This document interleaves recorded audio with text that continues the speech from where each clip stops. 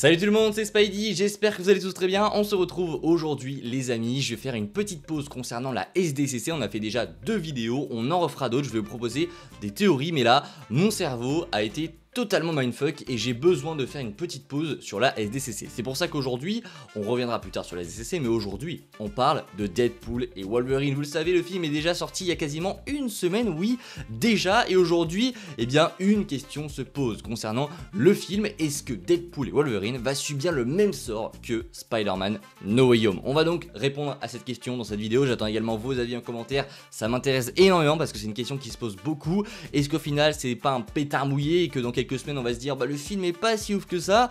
On verra, je vais essayer d'y répondre. Alors n'hésitez pas comme d'habitude, le like, le partage, l'abonnement et c'est parti, et bien on en parle. Alors pour commencer cette vidéo évidemment, on rappelle tout d'abord les bases de ce que c'est en fait l'effet No Way Home.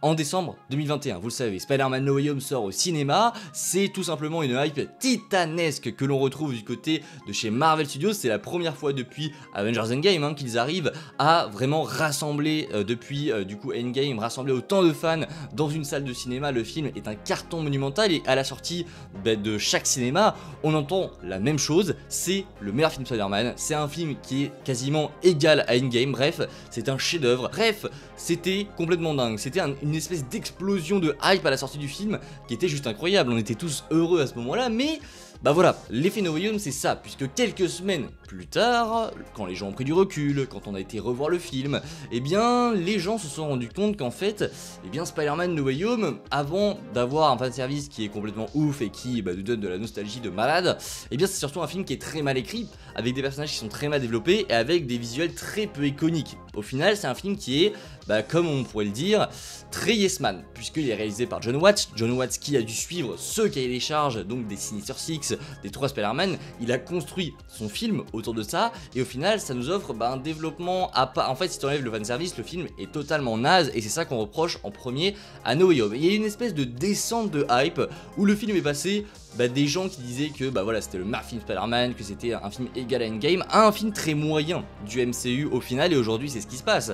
Tous les gens qui parlent de No Way Home aujourd'hui sont en mode ouais c'était pas ouf, alors qu'ils étaient tous en train de dire que c'était une grosse dinguerie. Moi je suis plus d'avis à dire que oui, le film est pas ouf, mais l'expérience que l'on a vécue, la nostalgie que l'on a ressentie, pour moi, ça en fait l'une des meilleures expériences ciné que j'ai vécues de ma vie, et c'est pour ça que j'estime un petit peu plus haut ce film, parce que oui, le film en soi n'est pas bon, on va pas se mentir, c'est pas un film de malade, les visuels sont complètement nazes, mais on ne peut pas nier qu'on a vécu une expérience de malade, et c'est ce que l'on recherche aussi du côté du cinéma.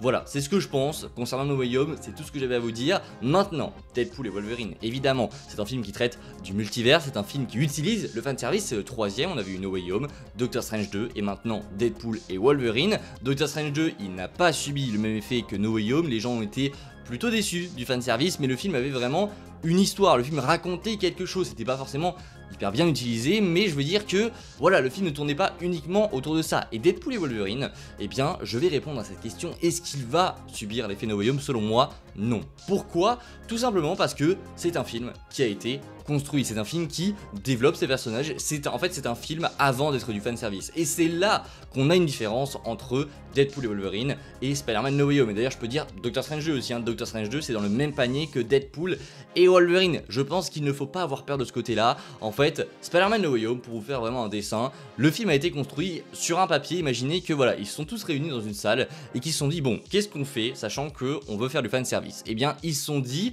hop, ils ont noté Andrew Garfield, Tobey Maguire, Tom Holland, Dr Octopus, Electro, l'Homme Sable, le Lézard. Ils ont mis tous les méchants, le Bouffon Vert aussi. Ils ont tout noté, ils ont dit à partir de ça maintenant, on fait un film. Et donc ils ont donné ça à Jon Watts, ils ont dit avec ça tu nous fais un film de malade. Et il a dû créer des choses, créer des incohérences. C'est pour ça qu'il y a des choses qui sont très bancales, que ce soit visuellement, en termes de développement. C'est parce qu'ils ont commencé par utiliser, par prendre comme schéma de base le fanservice, et que le film est construit sur le fanservice. Tout mène à ces 3 Spider-Man, tout mène au Sinister Six, mais rien n'est développé pour notre Spider-Man à nous. Il n'y a que des choses très bancales qui honnêtement ne marchent pas vraiment dans le film. Et c'est ça qui est le plus gros problème en fait de Spider-Man No Way Home. Et dans Deadpool et Wolverine, ça n'est absolument pas le cas. Le film est construit essentiellement sur Deadpool et Wolverine, et non pas sur les caméos que l'on a pu avoir. Les caméos c'est vraiment des bonbons, mais jamais ils ont commencé le film en se disant bon voilà, on veut ce caméo, je vais pas spoiler parce que voilà, il y en a peut-être qui veulent pas être spoilés. Il y a eu ce caméo, l'équipe qu'on a dans le film de caméo, et on met des trucs de Wolverine, etc., de Deadpool, et à partir de ça, on fait un film. Non, ils n'ont pas fait ça, vraiment, ils ont construit ce film à partir de Deadpool et Wolverine, qui ne sont pas des caméos pour le coup, qui sont les personnages principaux. Ils ont développé un axe pour chacun d'entre eux, et ils ont construit ce film à partir de ça. Ils ont incorporé du fanservice, des éléments du MCU, et ça donne ce Deadpool et Wolverine. C'est là qu'est toute la différence. Peut-être que certains ne vont pas réussir à la percevoir, mais moi je l'aperçois très bien. On voit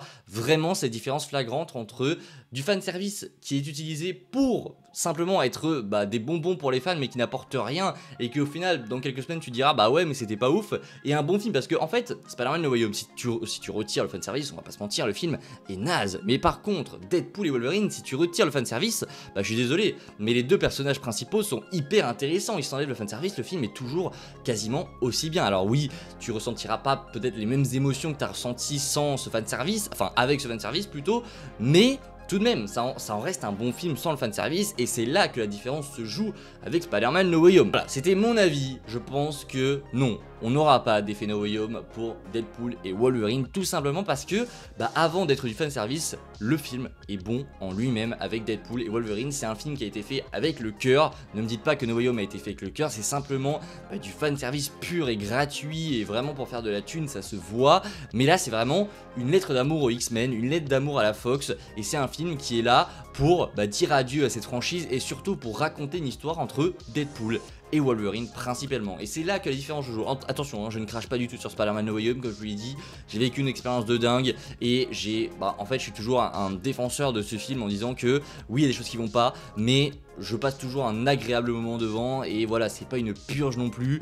Moi je suis toujours d'avis à dire que No Way Home c'est pas une catastrophe, vraiment pas, mais quand on regarde Deadpool et Wolverine, c'est bien meilleur, et c'est pour ça à mon avis qu'il va s'en tirer et qu'il va vraiment se détacher en fait de cet effet No Way Home qu'on pourrait avoir peur qu'il attrape. Je ne pense pas, Pareil, le fanservice, il est utilisé tellement mieux que dans No Way Home. Ici le fanservice, alors oui il y a des caméos gratuits etc, mais ça déjà c'est quelques secondes, ce n'est pas ici pour vraiment servir à l'intrigue, mais les caméos servent à l'intrigue, ils sont utilisés très intelligemment en fait.